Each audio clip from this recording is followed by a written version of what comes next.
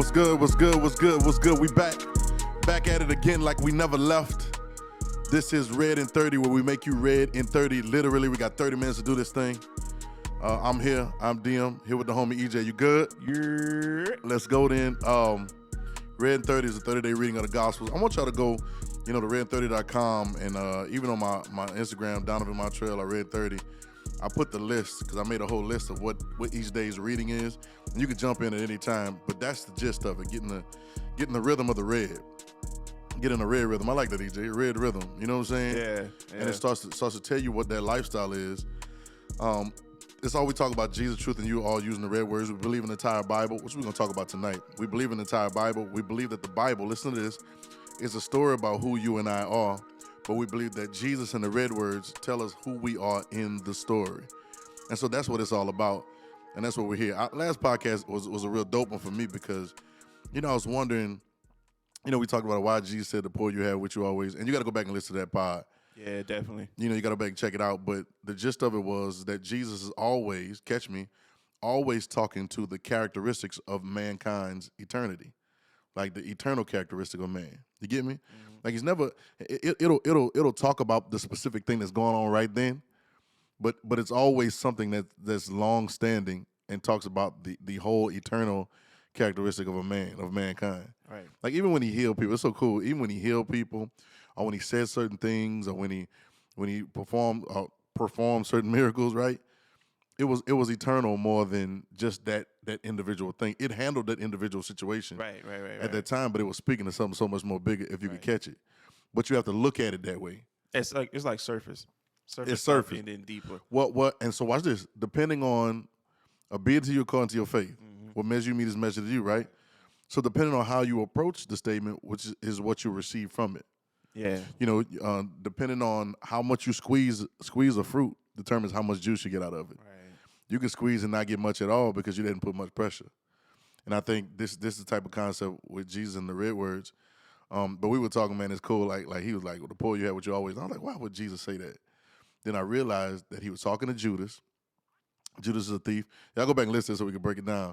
But Judas is a thief, so he's talking to the thieving personality, a characteristic in us, right? Mm-hmm. But then he's saying, you'll always have the poor with you because you're a thief. You're going to steal from them. Matter of fact, it works out for you to have poor people. And that's a whole other sense of conversation. You got to go back and watch the last pod.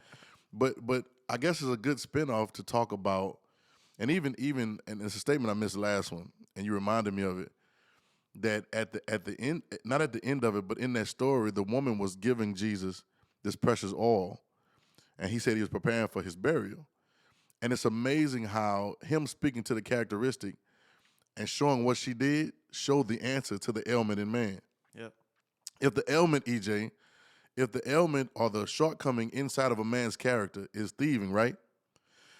What the woman, the thief started talking about, they could have sold it. Mm-hmm. All right, so now you gotta catch me now, right? So a thief always want to steal something, always want to sell something, so he can steal something, something along that, or steal it so he can sell it, so he can steal it, right?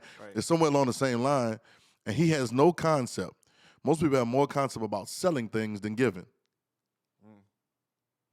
You get it? But giving, even in that story, giving becomes the remedy to the ailment of a thief. I'll prove it to you. As soon as we met with Zacchaeus, right? Went to Zacchaeus' house. We have no idea what the conversation was at all. And people don't know that the heathens, when you say heathens back then, the heathens used to be the tax collectors. Like the Jewish people would call them the heathens because they was like, you taking taxes for them Gentiles. Like you working for the Gentiles. You know what I'm saying? You working for the man. Right. You know what I'm saying? And so they'd call them heathens. And so, but they would be stealing a lot. Because the first thing Zacchaeus said, man, I give back, everything that everything 4 times, whatever. I think he said 4 times whatever I got, whatever I've taken.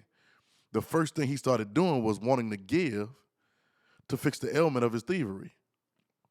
You get it? It's so giving is the ailment, is the remedy to a thief. Right.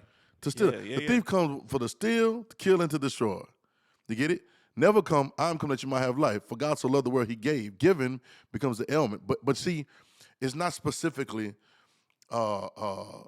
giving here, giving there. It's the characteristics of a giver. Right. That cures the thief in you. Now a lot of people listen to EJ and they don't think they're a thief because they think they never stole no bubble gum from the store.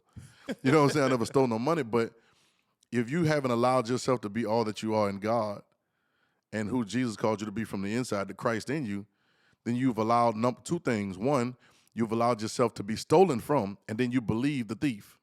Yep. Because you allowed yourself to be stolen from, and now you've been stolen from so long, you start stealing from yourself. Now, wouldn't that be crazy? My hand go in my pocket. My hand go in my own pocket and stealing money on one side of my hoodie. You know, that'd be crazy, right? But that's what we do, and we don't even know it. Robbing We're robbing ourselves, and a lot of times we're robbing ourselves by connecting our mentality, our consciousness to the system's idea of how things go. Mm-hmm. You get it? So you got to go watch that last pod, listen to it, but it takes me, and I wrote something down on my phone, bro, and I want to say it, and I wrote it, I be writing it so simple, but I just wrote down Simple Jesus. Yeah. We might title this Simple Jesus. And I wrote this phrase. You ready? Watch me. The Bible shows all of man's ailments. Now, a lot of people, EJ, don't subscribe to the Bible. Some of them don't subscribe to Christianity, and they feel certain kind of ways or whatever. And I understand why, because there's so much fickle stuff sometimes that could be done. But I think it's because of the way it's been presented and the way it's been taught that the simplicity, Paul said it, that we've been deceived from the simplicity that is in Christ. Yeah. Right? Yeah. Jesus, my yoke is easy. He's trying to tell you that it's simple, but it seems difficult because we are so conditioned to the systems that are around us. Right. That when he says this, he tell Nicodemus, you must be born again. He's like, what you talking about? Like, why you being weird? quit being weird, right? Like it's that type of thing. But people, and I want to make it simple. I hope that this pod can be one of those classic ones that can really simplify the thought process behind it. Because a lot of people don't want to believe in Jesus or believe in him being the way because they don't understand what that means because it's been presented the wrong way. Right. Majority of people that are talking about Jesus, teaching about Jesus, don't know him. They don't know him like that.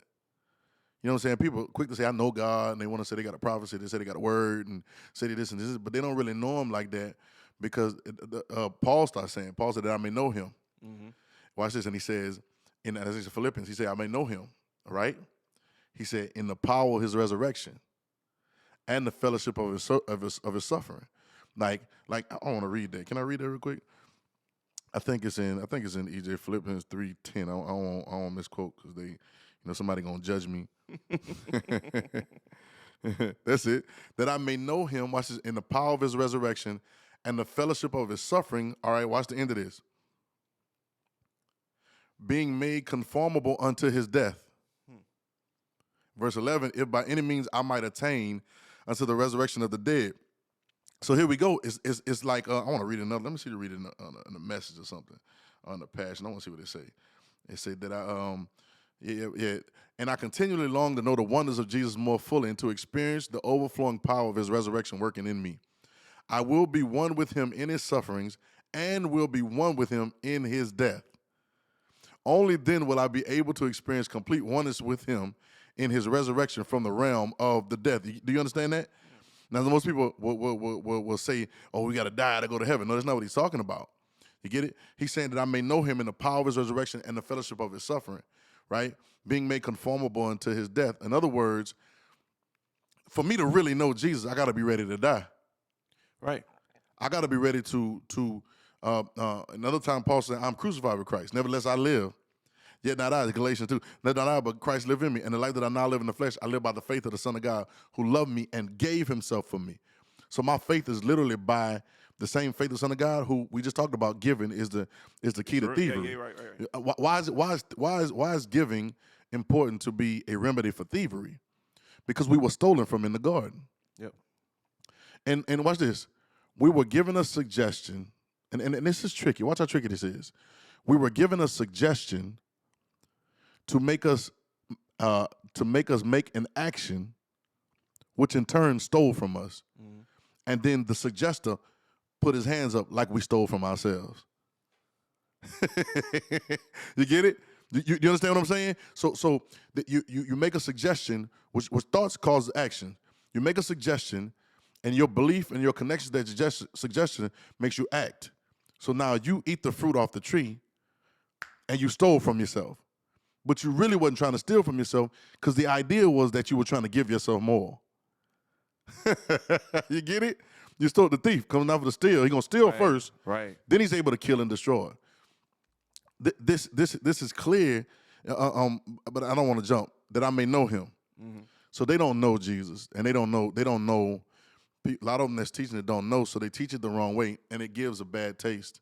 It puts a bad taste in people's mouth. Yep. Because, and people's BS meter is at an all-time high right now. I mean, and I'm grateful for that. I really believe in people's ability to detect, what is it? What's the word? Detect. Right. All right. Detect the BS. I believe in people's ability, right? And but they also can detect the real. Right. They know what's real and they know what changes them. Right. I'm saying people, but we as people, all of us do. And I think that we just hadn't heard it the proper way. And so we don't get that the Bible, from beginning to end, really touches on all man's characteristics, the possible positions that the man could be in, the possible situations that man could catch himself in, the possible mistakes that man can make, that we all can make as mankind. And then he shows us what we really look like in Jesus. Ain't that crazy? But it's simple, EJ. It's so simple, but we've made it more difficult. Well, not we've made it. It's been made to be more difficult and confusing, so you can't catch the simplicity that's in it. Right. Ain't that crazy? So I can go story after story. Right. I remember a dude, shout out to Troy. When Troy told me to talk to a dude one time, and the dude said, "Man, I just can't get with the Bible, man, because it got too many contradictions." He said, "Exactly." He said, "You do too." He said, you somewhat of a walking contradiction right now. You see what I'm saying? And we can all say that about ourselves one way or the other. Right. And so the Bible shows you it's a story about you. I know we say that at the intro all the time, but the Bible's a story about you. It shows you one day you could be Samson. I tweeted about that today. Samson was simping so much on Delilah, right? He simped. Samson was a simp. Samp was a simp. He simped so hard on Delilah, bro, that he lost his whole concept of discernment. He couldn't even discern that she was, first of all, playing on the other team. Right. And was a spy for the other team. And he was simped out so much he couldn't even realize. Now watch this. You know the story of Samson, right? Are you familiar with it? Samson's mother was barren. She didn't have and she promised the Lord, you give him a baby, I'll dedicate him back to you. He gave her a child. He said, don't ever cut his hair. He's going to be strong. He's going to be mighty. But don't ever cut his hair because the power of his strength was in his hair. So she conveyed this to Samson as a child growing up. This is our parents teach us. And told him, yo, like, don't ever tell that secret to nobody. You're going to be mighty for the children of Israel. You're going to be a leader. All this good stuff everybody want to be, right? But don't ever cut your hair, because the day you cut your hair, that's when your strength going to be gone. Now, you know this. Now, you know this. You know you're important. You know this. And you know the part that you're playing. You know your strength ain't regular because you're stronger than everybody else. But you simping so hard on Delilah. Nose open. Nose wide. There's an old school say, your nose wide open, boy. You can drive you can drive a Mack truck through there. you simping so much on her that he lost his discernment and end up giving away his secret to his strength. And I put this, which made him lose everything that he had.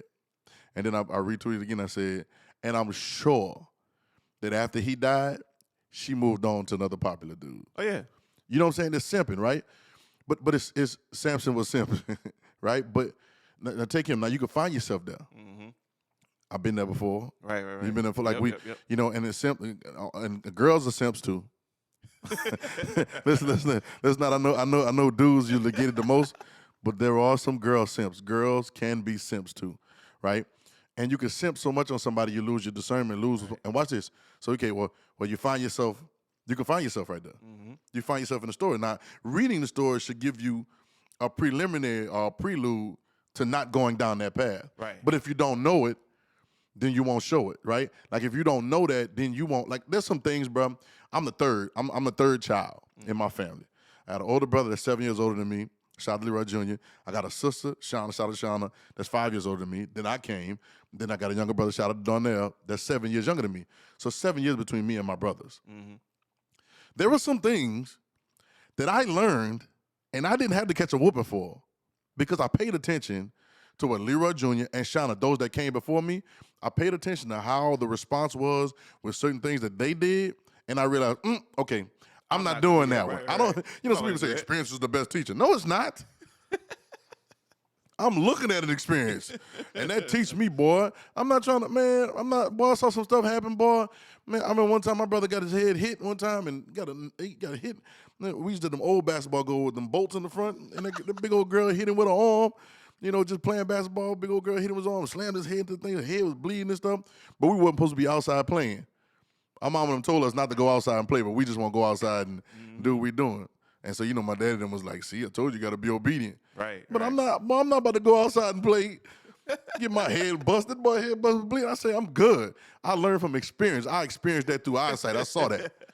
You get what I'm saying? So knowing this, and knowing this story about Samson, it's crazy that his name is Samp, because Samp should keep me from being a simp. Samp the simp, right? Like it should keep me from doing that. But if I don't know it, then I got to learn the hard way. Yep. You get me? So we don't know that. And nobody told us it was like that. So we thought that the Bible was a set of moral principles and a bunch of rules and a bunch of ways that things are supposed to go. And don't get me wrong, morals, rules, and principles are a part of life. It's amazing how people follow the speed limit. They stop at red lights. You know what I'm saying? They want to do certain things that benefit them, right? But then I don't like the law. There's too much religion. Religion ain't nothing but boundaries. Right. No, the word religion literally means to bind yourself to something. To have something that keeps you in line. That's all it means. But because we're taught that first, before we're taught the character and the personality in it, we don't even realize, and we don't go all the way to Jesus. We don't do that. So now, if I'm looking at Samson, then it cures my simpness. Yep. If I know this and be like, dang, like, man, that's happening to me right now. Am I not seeing some of the things I'm supposed to see? Am I simping? Am I getting played? Am I giving away my power? Ladies, am I giving away my power? You catch me? Well, watch this. So Jesus answers this. You ready? He says in one part, he says, some of y'all say, if you lay with a woman, you commit adultery. Watch what he answered. He said, but I say if you think about it, you've already committed adultery. Now, because it's sometimes it's male-centric or because it's man-centric, they don't. That's for the ladies too. He's trying to tell you something. He said, well, God, dog, how I look at a woman and not say she fine, right? You know what I'm saying? Now, how do I look, God, dog, he's trying to tell you that it's not about trying to stop lusting, and that's where you're losing. See, you're trying to stop lusting when you have to realize that you're not a luster. Right. You get it? When remember on the last podcast, we talking about bees don't make honey to be a part of the beehive. They're bees, so they make honey. You see, the order is out of order. It's out of sequence. Right? It's like unlocking your phone. Unlocking your phone or unlocking a door with a keypad on it or like a garage or even a PIN number for right? Your PIN number could be, give me 4 numbers for a PIN number. Don't tell me yours though. Oh. You about to say, you want my PIN number? 3156. But it'd be so funny when them people tell you put your PIN number in there and they be like this, trying to look away because what's the number though? 3156. Yeah. So 3156 is the PIN number. Right. It's the code that you can pay for things. You can go to the ATM, get money out. At 3156 is the PIN number, right? Then when somebody has the card or somebody's buying some of that, what 3156 gives the access. True? If you don't have 3156, you can have the right numbers, 3156. But if you put them 5163, won't work. You got the right numbers, wrong order, wrong sequence. So because you have the wrong sequence, you don't have access. You get what I'm saying? Because you don't have it in the right progression of things, in the right order going from left to right, then you won't get the thing, even though you have the right materials. We are the same way. I believe like all the identity crisis, homosexuality, transgender, all these different things that we deal with, their sequence has been thrown off. Now, whether it's consciousness or consciously or something may have happened or whatever it is, there's a lie that's been believed and it has deceived the sequence. Yep. You get it? And I'm not just talking about that. I'm talking about anything else. So it's out of order. So because it's out of order, now you're trying to make honey to be a bee, but a wasp can't be a bee. A wasp got to be a wasp. Yep. You get what I'm saying? If all the bees decided they want to be wasps one day, then we would lose all our vegetation. Catch me? No, listen to me. They talking about save the bees, and I like the little save the bees. Another day of saving the bees, right? And they, we having a shortage of bees, but if all the bees, they got stingers, they got wings. You know what? Today I want to be a wasp. If all the bees turned into wasps, then we'd lose our vegetation because the bees are the source of the pollination that keeps our vegetation growing all over the world. You understand what I'm saying? It's important that you play the lane that you were created to play. Right? It's important. I didn't even mean to get over there, but now it's sequence. The order is off. So because the order is off, we've been trying to do something to exhibit a certain characteristic. When in actuality, you have to flip that. And it almost seems difficult. You say you lay with him. I say you think about it. He's going deeper into the side of your psyche because he knows the thought is the beginning of the action. Right. You get what I'm saying? So the adultery started way before you took your clothes off. Or way before you laid down and touched somebody. It started way before in the mind. So now he's going to, the law just by itself are the principles, the biblical principles, they deal with the actions. They deal with the actions and the result. But he's going somewhere, he's trying to get it, it's predeemed. Remember predeemed, we did that podcast? Yeah. It's called predeemed. He's trying to predeem you so you don't have to be redeemed. Right. He's going to the root and fixing it from the root. So that way I don't have to cut the fruit and dissect the fruit and try to purge the fruit. Because I'm going to the place on the inside. So here's Jesus. We talk about Samson the simp. Then here's Jesus, right? And he says, fix that. Fix your personality. Fix who you are, right? You're so busy trying not to lay down with them, you don't realize that's not who you are. Right. You see it? And I can go easy. We just talked about the thief, the Judas in us. Now we talking about the simp in us. The simp in us that, and it don't, sometimes it don't even have to be, a lot of times it is because our generation is over sexualized. We sexed out, boy. They sex songs, sex shows. Right. The porn, they say the porn sites, bro. You heard it? They say the porn sites. I heard a dude say this other day. They say the porn sites are the top visited sites out of all sites. Yeah. This is, and I'm not saying this out of that's despicable. That's crazy, bro. Right. But it explains how we're over-sexualized. Yep. How we sexed out. And then now we all kind of sexed out. Right. And now you can do all kind of stuff because you don't realize you've allowed the conscience to come into your mind, and then you allow the deception to be your conception. And now you live in that. You get it? But Jesus speaks to it. So now we speak to the thief in us. We speak to the simp in us, right? We're deceived. And it's over-sexualized, but a lot of times it ain't just got to be that. It could just be that you want something so bad that you give up the secrets. You're a snitch. Right. You know what I'm saying? Like you give up the secrets because you want something so bad. Right. You know what I'm saying? And it becomes a problem, within it all. And I just, this conversation going on, I think we're going to bring some more examples because I wrote down on my phone too that I want to start comparing the characters of the Bible to the reality of Jesus because he starts speaking to it all. Now watch this. This is what the RedIn30 is about. See, this right here makes you interested in seeking out the real words to say because it brings the story to life. It makes it alive, right? It makes it now we're not, oh man, we up in class. Learning these doggone formulas that we may use or may not use, right? You remember all them formulas in school we learned, right? I don't know none of them. No, none of them. But it moves from that to, it's my everyday motion. Right. And like now it turns this existence into an adventure. Right. Outcome that you might have life and have it more abundantly. This is an adventure. This is, what does it mean to have heaven and earth? Like, wow, this is crazy, right? It becomes exciting because you start to realize that Jesus starts bringing life into the situation. Whereas we were sitting there just trying to make it and exist, and hopefully God loves us, and hopefully he come and rescue us one day, Jesus starts saying, you don't even know God is in you. Right. God is in you. The power of God, everything that you believe God is, it's right there on the inside. Personal. It's personal, and people don't know that. So now, start off from the beginning. They don't want to hear about the Bible because they think the Bible is a certain thing. They don't want to hear about Jesus because Jesus has been whitewashed over the years. He's been misused over the years. He's been a figurehead over the years, and they miss the things that he was saying. Even when they have this conversation, I be seeing these dudes be messaging on my thing talking about, You know, when I put clips up from RedIn30, and I'll put, the hashtags, right? I'll put hashtag Yeshua, hashtag Jesus, hashtag Christ, hashtag Yahweh, hashtag, and whatever I'm talking about, right? And they'll get on their comments and say, yeah, the dummies, y'all don't even do the research to find out his real name. That's not, Jesus not even his real name. Dude, I just put Yeshua in the hashtag, but clearly your dumb ain't even go look at it, right? It just put it right there. And watch this. I heard this today. You ready for this? And I'm in this podcast right here because I could go on and on about it. This is a whole nother subject. But people don't know that the name really means character. Yeah. So you know the difference between Yeshua and Jesus.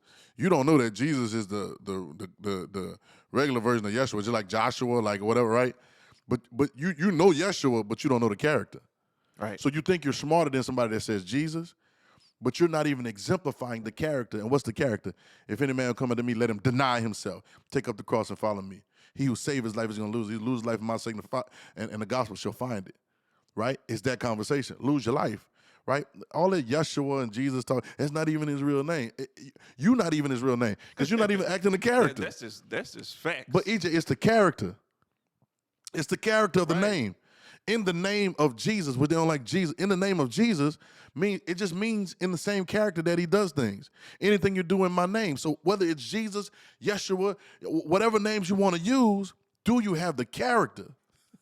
Because if you don't have the character, then what are we talking about? Right? Right? Yeah. Man, this has been RedIn30, man.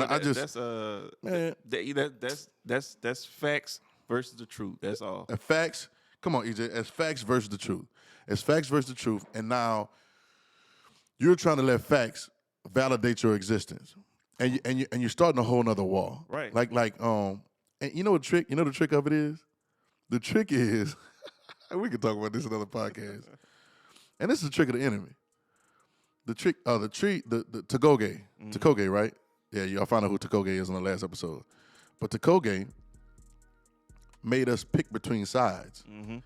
And it keeps a constant battle and a constant ping pong back and forth and a constant comparison, a constant versus, right? It's constantly going on so much that I keep you so much in the verses that you never know who you are in the middle. Yep.